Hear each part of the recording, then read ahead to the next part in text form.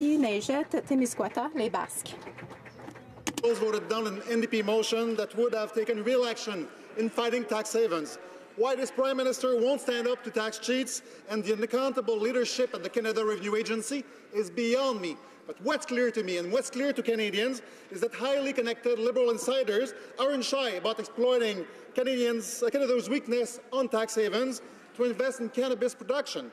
Why is the Prime Minister so slow on enacting on the unaccountability of the CRA, so slow in acting against tax havens, and even slower in addressing the critical issue of anonymous tax havens in investing in Canadian cannabis production?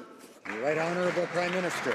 It's nice to see the NDP and Conservatives working together for once. The Minister of Finance recently reached an agreement with his provincial and territorial counterparts to ensure that we know who owns which corporations, which will prevent Canadian or international companies from facilitating tax evasion, money laundering, and other criminal activities. There will be background checks on significant investors in any marijuana organizations. That is the kind of framework that we're putting in place to protect Canadians, to reduce the profits of organized crimes, and protect our communities.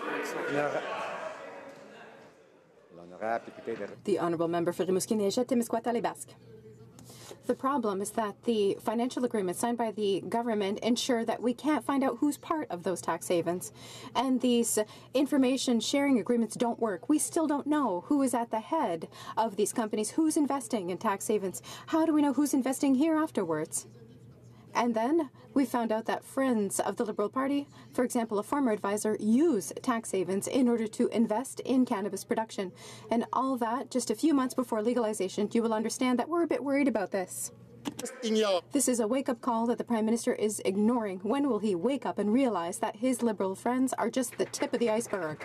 The Right Honourable Prime Minister. Mr. Speaker, we will continue to counter tax evasion and aggressive tax avoidance. We invested nearly $1 billion in the Canada Revenue Agency in order to counter that. I am pleased to repeat the announcement made earlier today that all over the country, 30 different investigators from the agency are acting in Vancouver, in Calgary, in Toronto.